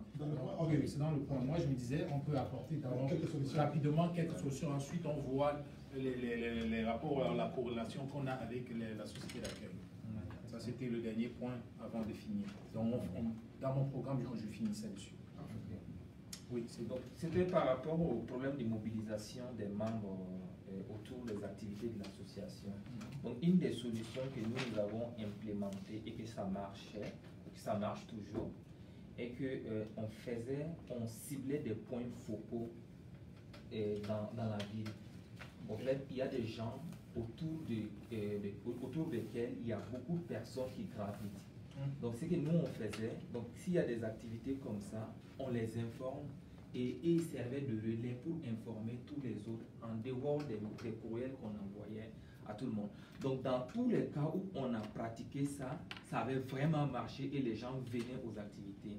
Parce qu'il y a des gens, quand ils demandent à certaines personnes qu'il y a une telle activité de l'association, il est très difficile pour ceux de dire. On les appelle les influenceurs. Exact. Donc, eux, ça a vraiment marché. Maintenant, et l'autre aspect, l'autre stratégie qu'on avait adoptée, et je l'ai déjà noté, c'était le fait que les gens puissent s'approprier du programme d'activité. Et là, ça avait vraiment marché aussi parce que toutes les activités que les gens que les gens avaient proposé dans notre programme d'activité annuel. Donc, on avait tenu compte de ça. Et après la programmation, on a envoyé le programme. Donc les gens savaient aussi quelles sont les activités qu'on allait organiser dans tel domaine et quand est-ce qu'on allait l'organiser. Donc les gens savaient en avance quelle était la planification de ces activités-là. Et ça a vraiment marché aussi. Et pour encore la mobilisation, en dehors de nos membres, ça m'a peut-être que j'ai l'avantage que j'ai étudié au Burkina. Je suis avec des collègues burkinabés et j'ai un lien fort avec eux. Donc, avec les Burkinabés, à chaque activité qu'on organisait, ils étaient même plus nombreux que les Maliens qui venaient à nos activités. Donc, et ça a vraiment aussi permis à moi de pouvoir montrer à notre communauté que nos activités que nous organisons sont pertinentes au point qu'il y a d'autres communautés qui s'intéressent à ça. Donc ça a permis aussi à ma communauté de s'intéresser vraiment à nos activités. Et ça, c'est vraiment important. Voilà, c'est ça. Merci Ousmane. Est-ce que quelqu'un veut se lancer encore?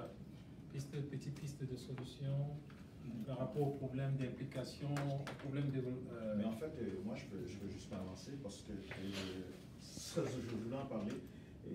L'association haïtienne de Québec est surtout dans le rétroviseur de Montréal. Je vous le dis parce que vous savez qu'à Montréal, il y a 150 000 Haïtiens. Donc, ça veut dire que ce n'est pas des activités qui manquent à Montréal. Donc, pour garder quelqu'un à Québec, il faudrait penser à offrir quelque chose que la personne n'est pas prête à trouver à Montréal, qui est à 2h30 de route. Juste pour vous dire, par exemple, moi, si on m'invite à une activité à Montréal, ce n'est pas ça qui va m'empêcher d'y aller. Je laisse Montréal à 2h du matin, je vais coucher chez nous. Donc, les jeunes vont faire ça, ils vont assister à des spectacles, ils vont je veux dire que c'est ça notre problématique. Et là, hier, le conseil d'administration s'était réuni, on dit, mais nous, notre défi, c'est le défi générationnel. Puis là, l'idée qu'on a sur la table, c'est de voir, c'est pour ça tantôt, j'ai bien aimé l'idée, c'est demander aux jeunes qu'est-ce que vous voulez, quel genre d'activité qui pourrait vous intéresser. Donc, ce qu'on s'est entendu hier soir, c'est de mettre quand même en place un petit comité de jeunes pour voir quelle activité qui pourrait les intéresser.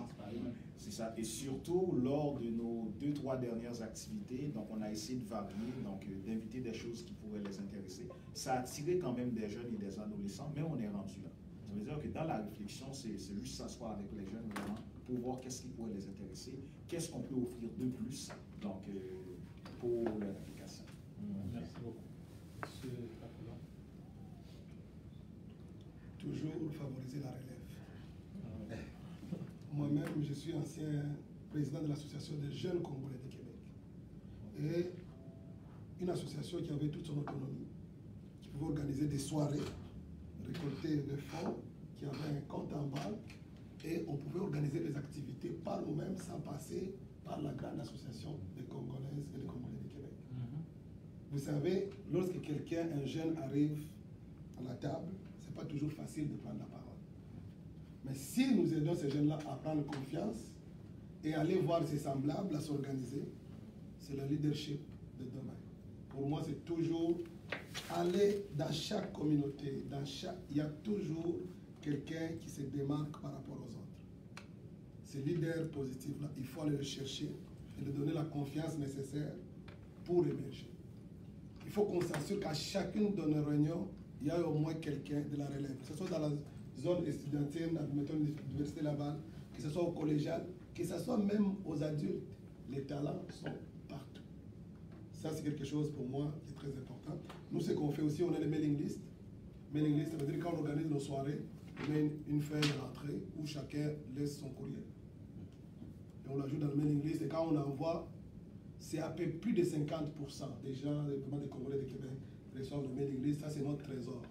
Moi, je sais que si demain matin ça tombait dans le main des Diaspora Interaction, alors vous comprenez, ça c'est une façon aussi. Oui, Facebook, c'est vraiment, ça c'est vraiment, je vous dis, c'est quelque chose qu'on ne peut pas négliger. Aussi, je suis très ouvert au partenariat. Ça c'est peut-être quelque chose, aucun conflit de leadership, non, vraiment on est ouvert au partenariat. Quand je parle de partenariat, je parle par exemple du centre Rive 2000, Diaspora Interaction, une surprise, il nous a dit, écoutez, moi je viens gratuitement, sans condition, je vais couvrir votre événement. Il est venu à notre événement. C'était vraiment apprécié, c'était vraiment quelque chose à encourager, quelque chose de très très bien. Et moi j'ai été touché par cette façon-là de faire le partenariat avec la ville de Québec. C'est le partenariat que nous avons avec la ville de Québec qui me donne la possibilité de réserver presque 100 jours à nos jeunes pratiquent gratuitement dans les locaux de la ville de Québec. Nos jeunes font de la danse, c'est gratuit. Ils m'ont demandé, écoutez, Kakola, nous voulons, en fait, samedi, dimanche, de 18h à 20h, si vous allez au centre Ferland, les jeunes de l'association congolaise de Québec sont là en train de pratiquer. Alors, le partenariat, c'est quelque chose de très, très important. Et c'est là, c'est bien sûr que il faut voir l'intérêt. L'intérêt que nos membres, c'est par exemple, il y a des deuils ou des anniversaires. Les membres viennent me voir, du président, on a besoin d'une salle. Parfait, il n'y a pas de problème. Je vais appeler à la ville. Toutes les associations ont accès à ce qu'on appelle le tarif C, quand c'est payé. Et lorsque c'est des réunions ou des assemblées générales, c'est gratuit partout. Et je parle de la salle de la ville. Par exemple, oui, la ville de Québec. Je ne parle pas juste de la zone universitaire, parce que pour nous, il serait très difficile. Nous avons une association des étudiants congolais inscrits à l'université Laval. C'est différent, c'est nos partenaires. Nous les encourageons, nous les aidons dans les activités et tout. Mais nous encourageons surtout que les activités puissent se faire hors la zone universitaire. L'université n'est pas le Québec. Vous savez, l'université n'est pas le Québec. Vous savez, pour quelqu'un qui n'a jamais été à l'université, qui n'a jamais rêvé à l'université, dire que madame, monsieur, aujourd'hui, on organise une activité au pavillon, je déconnecte, déjà c'est un problème.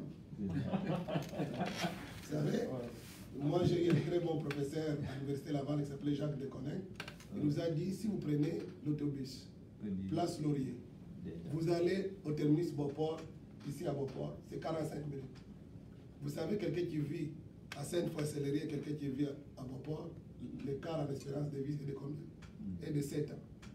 Ça veut dire qu'il n'est pas facile pour tout le monde de quitter Limoilou, de quitter Vanier, de venir à l'université là-bas. Alors, vous, comme des intellectuels, vous devez toujours comprendre que votre langage doit correspondre à la madame qui est venue du Mali, mais qui habite au fin fond de Limoilou. Est-ce qu'elle est touchée par votre discours? Moi, c'est ces gens-là qui me préoccupent. C'est ces gens-là que moi je vais représenter. Alors c'est à nous vraiment de dire, organisons des activités hors l'université et les salles, la plupart, soit c'est des tarifs C, ça fait 11 $ de l'heure, ou bien c'est gratuit. Comment ça se fait si vous ne savez pas comment ça se fait ou comment ça se passe pour s'enregistrer ou aller dans les rencontres? Je vais vous donner des trucs. Vous allez vous poser à la fin de votre propos de savoir est-ce que vous êtes disposé à collaborer? Absolument. Parce que moi, je suis très ouvert. Je ne suis pas fermé au partenariat. Ah non, c'est la question que vous allez poser. Absolument, si je le dis ici, c'est que je disais qu'il y a des choses qu'on ne peut pas toujours dire à l'antenne. On est live ici. On est en live. Les gens de la ville, les gens de partout nous écoutent. Je vous rappelle que on est écouté. Aujourd'hui, si vous cherchez un travail, ils vont d'abord aller voir votre nom sur Facebook. Ouais, c'est ça.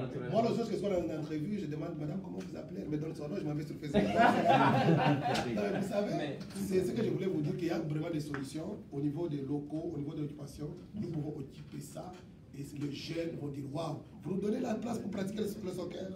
C'est très intéressant, c'est la façon dont je cherche les gens. Vous avez perdu votre oncle, vous voulez organiser des vœux de deuil? Appelez à la ville pour vos membres. Mais si vous avez besoin d'une salle, la communauté prend la salle pour faire. Vous aussi, vous allez dire, vous savez, la salle, je remercie la communauté qui a pris la salle pour moi. L'autre aussi va dire, vous avez un problème pour la salle, appelez qu'un collègue, vous trouvez une salle. Alors, les membres disent, ça c'est mon intérêt. Pourquoi? Ça, c'est autant de choses que j'espérais que ça ressorte de quelques intérêts pour les membres. En fait, à la fin... Dernière solitude. Oui, allez-y, mon frère Charles, ça finit. Il a dit, la plupart des Haïtiens, c'est vrai, il y a eu une grande communauté haïtienne et la plupart, il y en a qui sont partis vers Montréal. J'ai des amis haïtiens qui me disaient grenadiers à l'assaut.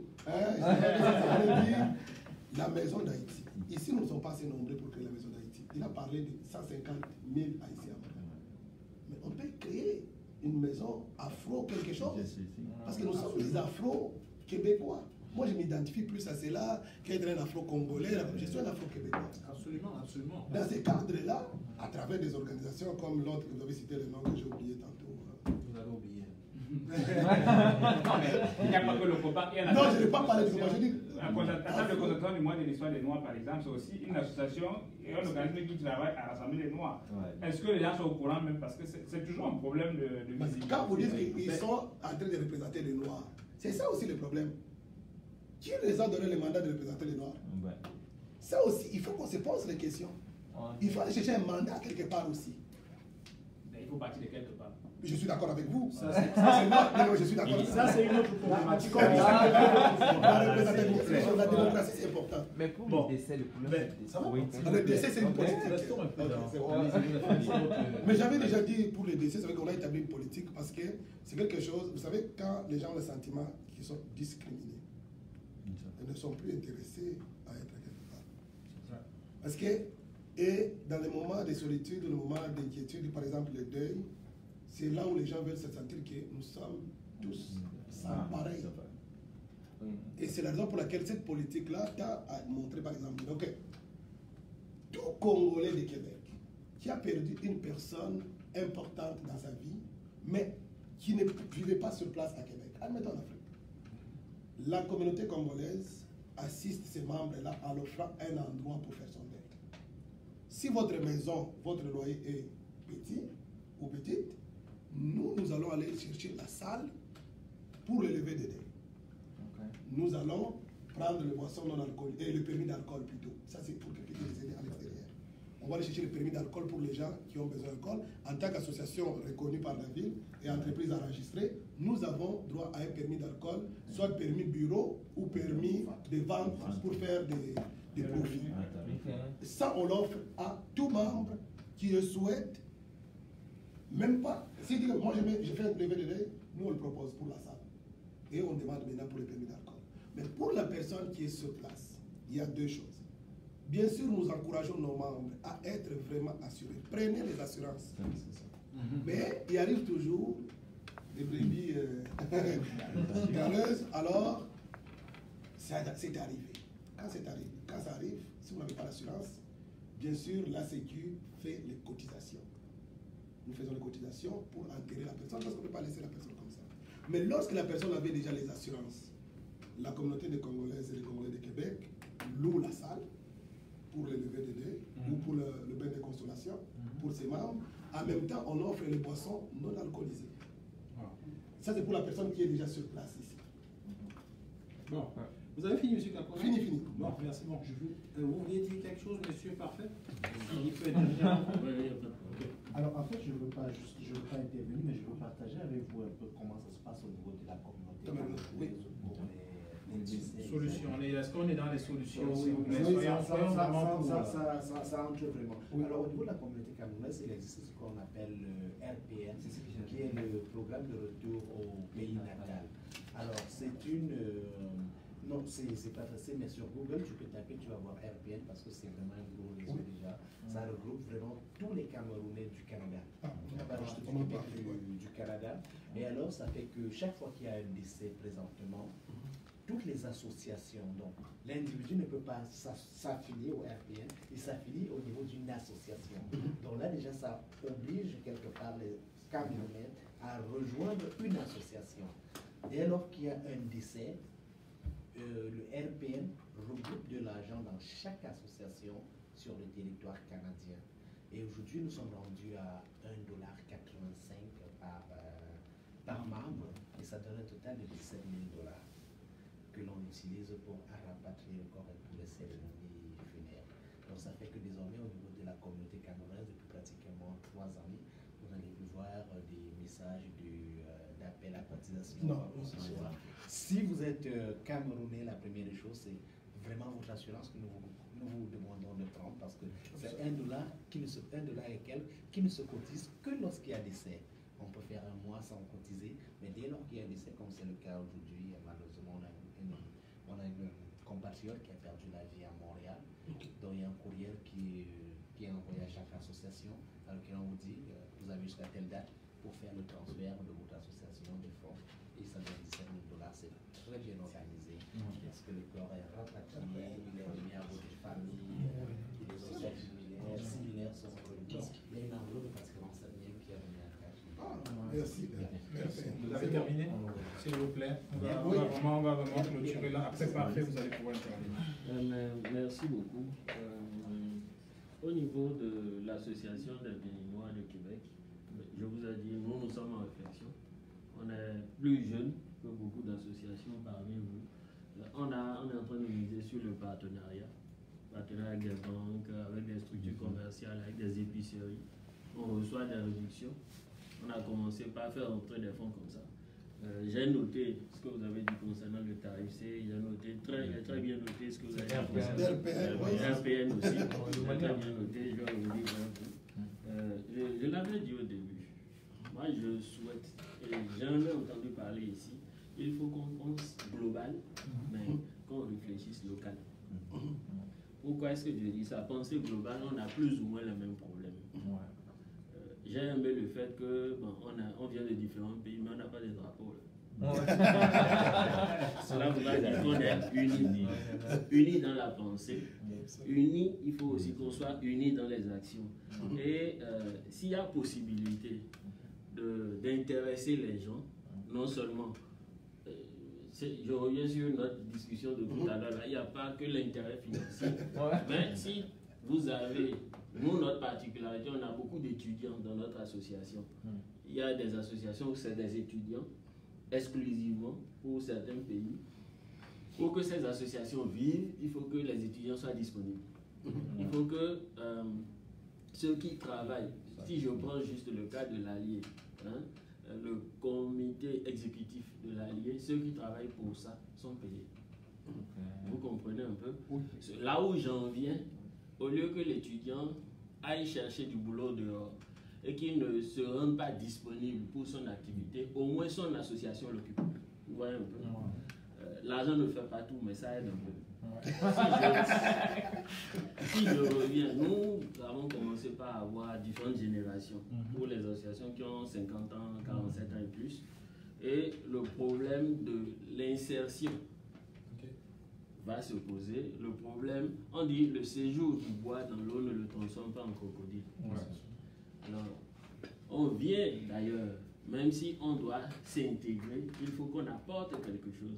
On ne s'intègre pas en prenant exclusivement les valeurs et la culture de l'autre. Il faut donner quelque chose. C'est ça qui crée l'harmonie.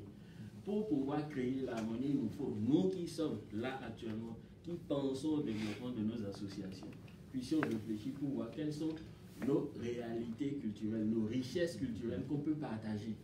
On l'a dit au début, dans les objectifs, il s'agit de promouvoir la culture de nos pays. Comment est-ce qu'on peut faire la promotion de la culture de nos pays ici? On ne fait pas ressortir cette richesse culturelle que l'on a, qu'on puisse échanger avec les autres et créer quelque chose de plus beau. Vous voyez un peu donc?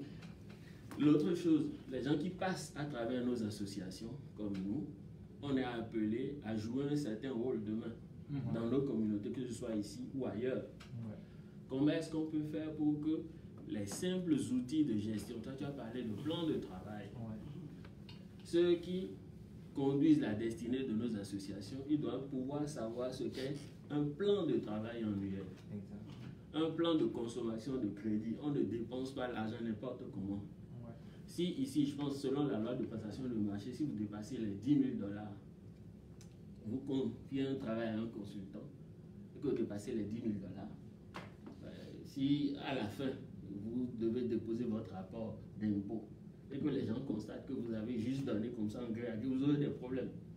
Vous comprenez? Je suis sûr que la majeure partie de nos associations ne sont pas encore à ce niveau-là.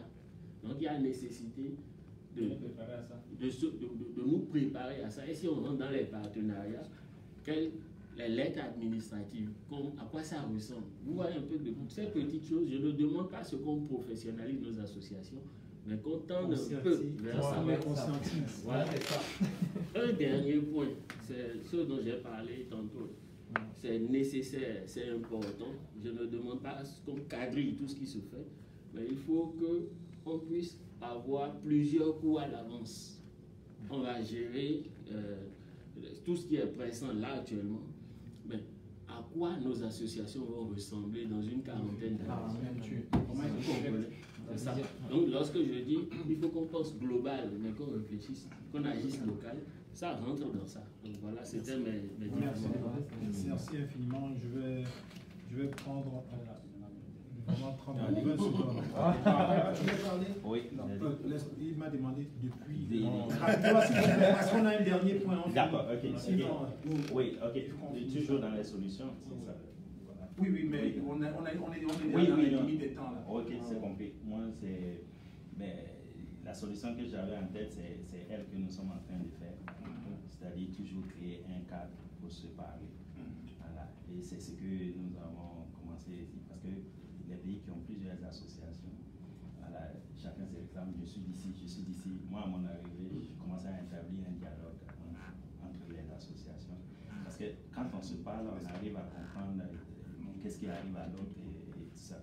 Et donc, le fait que les présidents d'associations, les membres, les communautés se fréquentent, de toute façon, se fréquentent dans les services.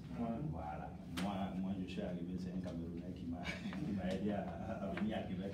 Voilà. Donc, les présidents d'associations se côtoient, on s'échange, et puis, effectivement, sans forcément vouloir faire un regroupement d'associations, on peut effectivement avoir un cadre de concertation, d'échange.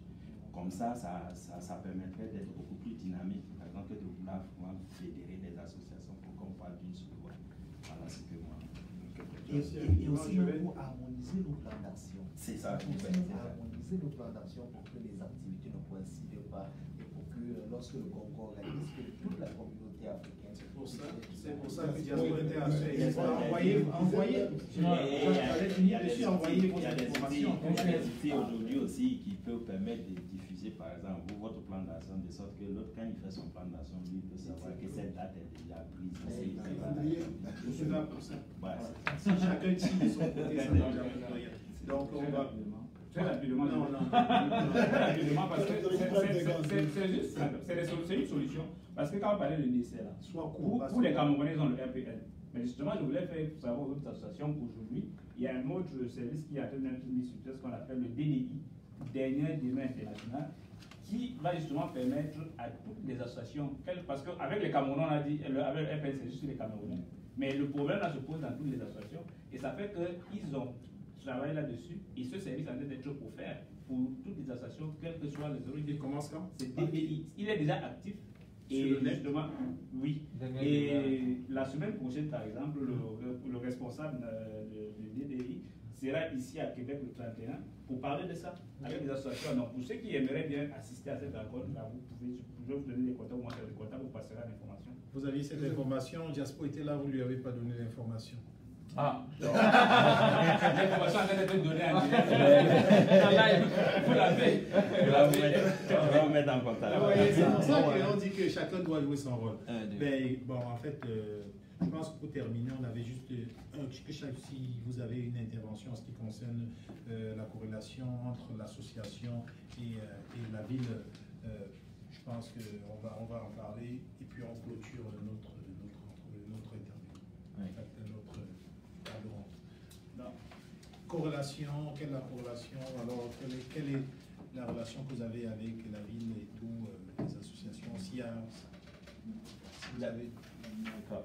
Ben, nous à notre niveau, et quand j'aurais pris attache avec la ville, en fait, on avait voulu inciter nos membres entrepreneurs à pouvoir les guider. Et donc, on avait pris contact avec le service de la ville qui nous avait donné des pistes d'orientation et autres. Et puis, ben, nous nous sommes attaqués à réorganiser administrativement l'association pour pouvoir aller dans ce sens. Donc, des démarches, en principe, sont en cours actuellement par rapport à la ville et pour bénéficier des services qu'il offrait avec. Donc, ça me fait plaisir qu'ils soient là, on pourrait quand même bénéficier de certaines. Donc, ça, c'est ça. Et puis, la ville de Québec, c'est une ville qui est en expansion, qui est en train de faire, qui fait vraiment la promotion. Et on a vu des missions de recrutement à l'intérieur ici, même à l'international. Donc, ben, nous, notre communauté est en train de grandir ici. Donc, nous avons lancé un recensement qui va commencer bientôt de la communauté, mais sinon, on est vraiment beaucoup ici. Et donc, nous, c'est une plateforme qu'on pourrait servir pour la ville.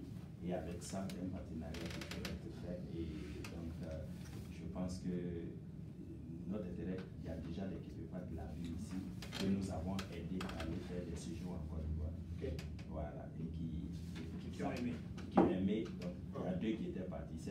6 qui sont partis. Voilà, donc, au fur et à mesure, donc c'est ça. Ok, parfait. Je pense. Oui, je voulais quand même dire un mot. Oui. Bon, je suis ici depuis 2003.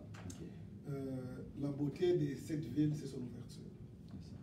La ville de Québec, ce que je demande à plusieurs de nos membres ou à tous nos membres, c'est de se sentir chez soi. Vous savez, on ne peut pas s'investir si on ne se sent pas chez soi. Nous sommes chanceux d'avoir 2 demeures. Ça, c'est une chance. Et lorsque j'insiste souvent sur le mot intégration, dans ma tête, il n'y a pas de confusion avec le reniement. On ne demande pas à nos membres de se renier. On demande à nos membres de s'intégrer. Parce que comment on va apporter notre apport, on va contribuer culturellement si on ne s'intègre pas avec les autres. Nous ne voulons pas vivre enfermés, mais nous voulons faire communauté. Ça, c'est quelque chose, je dis toujours aux gens, la meilleure façon d'aider nos pays d'origine, c'est d'être les bons ambassadeurs, plein pied dedans. Il n'y a pas de confusion entre manger la poutine ou du couscous. Jacques Parizeau, mon idole politique, disait on peut marcher et mâcher la gomme en même temps. Disons à nos membres, marchez et mâchez la gomme en même temps. Sentez-vous pleinement chez vous, ici à Québec, parce qu'il y a la place pour vous. Ouais. Donc, je pense qu'on va terminer sur ces bons mots. Avant de terminer, comme vous le savez, normalement, moi, je prends toujours un petit 5 minutes pour donner les activités culturelles qui se préparent dans la semaine ou dans le mois ou bien là. Et en général, je demande toujours aux gens d'envoyer leurs activités pour que je puisse les diffuser ou pour que je puisse en parler. Et ceux que je reçois, ceux que je connais, j'en parle. Ceux que je ne connais pas, j'en parle pas. Et il y en a qui se plaignent, ah, t'as pas parlé de mon activité. Mais envoyez vos activités. Fait que, actuellement, les activités que je connais, c'est qu'il y a le gala des femmes noires inspirantes qui va se passer le 18 mai.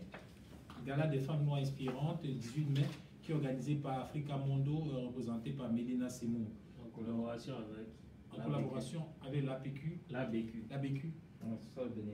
Donc l'association béninoise de Québec. Oui, c'est vrai. Et d'ailleurs, je pense que l'ambassadeur, lui qui préside, qui est l'invité d'honneur et puis le président d'honneur. Fait que marquez-le dans vos agendas le 18 mai à partir. En tout cas, vous regardez sur Internet, Gala des femmes noires inspirantes. Et si après vous perdez l'information, vous pouvez toujours me contacter. Et le 30 mars, il y a des jeunes dames de la ville qui organisent une vente privée qui s'appelle Tout en couleur. Ça, c'est le 30 mars. Vous pouvez chercher sur Internet Tout en couleur et vous pourrez trouver toutes les autres informations relatives à ça. Et je pense qu'au mois d'avril, de mémoire, pardon, le 31 mars, l'Assemblée générale de l'ACQ, merci de m'en aviser. S'il vous plaît, l'ACQ, aujourd'hui, l'association on va préciser parce que nous aussi on s'appelle l'ACQ. On va préciser. Donc, le 31 mars, il y a l'Assemblée générale de l'Association camerounaise de Québec. Et donc, on espère que les Camerounais qui nous écoutent, que vous puissiez assister à cela. Et puis, en avril, il y a je n'ai pas la date exacte, mais la soirée de la sapologie qu'il appelle. La soirée de la sapologie, c'est au mois d'avril. Donc, je pense que c'est le 24 avril. Et puis, le mois de mai risque d'être un mois très, très, très effervescent parce que nous aurons non seulement la soirée Talent d'Afrique, qui est une soirée quand même connue dans la ville de Québec, mais en plus, il y a deux grands artistes qui sont très, très connus dans le monde entier et qui sont quand même les meilleurs de leur génération actuellement. Et ils ne sont jamais venus à Québec. Et pour une première fois, ils vont être tous les deux sur la même scène. On parle bien sûr de Longuet et Daphné. J'ai l'affiche ici. Et j'ai le promoteur qui est là, qui va sûrement dire un mot à propos. Le 5 mai, ça va être vraiment une soirée, parce que Daphné, c'est la meilleure actuellement en Afrique. Bref, je laisse le promoteur en parler. Merci de me passer la parole, Florent. Effectivement, à Québec, généralement, les artistes arrivent et la promotion, c'est plus Montréal, Toronto, Ottawa, les autres villes. Mais il faudrait que Québec apprenne aussi à s'imprégner des artistes de renom pour le développement de nos cultures. Parce que vous allez remarquer, beaucoup de festivals existent, mais c'est plus en dehors de la ville de Québec. Et aujourd'hui, c'est l'occasion pour eux. Ils sont venus faire une tournée canadienne. Et on a dit, ben, pourquoi ne pas offrir aussi aux Africains de Québec qui aiment la musique africaine, parce que ce n'est pas seulement la musique camerounaise pour les Camerounais, mais c'est la musique africaine, de pouvoir effectivement venir assister au show qu'ils vont offrir le 5 mai au centre Horizon à Québec. Et puis l'information sera diffusée ce soir sur tous les médias sociaux pour permettre à chacun d'avoir l'information pertinente afin de pouvoir réserver sa place. Merci. Donc ça c'est dit. Le Talent d'Afrique, je pense, c'est le 25 mai. Oui. Je ne sais pas si Abakar, il est encore là pour la minute d'actualité. Est-ce qu'il y a quelqu'un à l'extérieur? Non, il est parti. En principe, il devait revenir. S'il n'est pas revenu, on va sûrement clôturer sur ce point-là. Je vais voir, je lui ai écrit. Est-ce qu'il m'a répondu? Non. Bon. Alors, j'aimerais vraiment prendre le temps de vous remercier. Tous autant que vous êtes, c'était vraiment un privilège de vous recevoir sur Diaspora Interaction aujourd'hui. Je rappelle, il y en a, ceux qui nous écoutent, ils ne savent pas quand est-ce que les associations siègent et où. On n'en a pas parlé. Oui, on n'en a pas parlé, mais actuellement, nous, donc, les assemblées générales, c'est toujours au mois de novembre. Mois de novembre. Mais à moins que c'est une assemblée générale extraordinaire. Mais c'est au mois de novembre que ça siège. Mois de novembre pour l'Assemblée haïtienne. Monsieur Kakola. Alors, nous avons notre assemblée générale le 7 avril au centre communautaire Ferland, c'est à Limoilou, à côté du cégep de Limoilou et l'école secondaire Jean de Brébeuf. Ça, c'est l'assemblée générale extraordinaire. Et on va aussi mettre en place la commission électorale. Alors, nous faisons toujours appel aux candidats. Si vous ceux qui sont intéressés à me remplacer, à prendre la relève, les jeunes filles, les jeunes femmes, c'est le moment. Et l'autre assemblée, c'est les contacts. Ok, c'est ça. C'est le 7 avril. Soyez les bienvenus au centre Ferland. Parfait, monsieur. Nous réunissons le 30 septembre. Le 30 septembre. 30 septembre, 1er octobre, ça dépend. Et c'est toujours à l'université Laval. Ouais, parce que on est toujours avec les étudiants. C'est ça.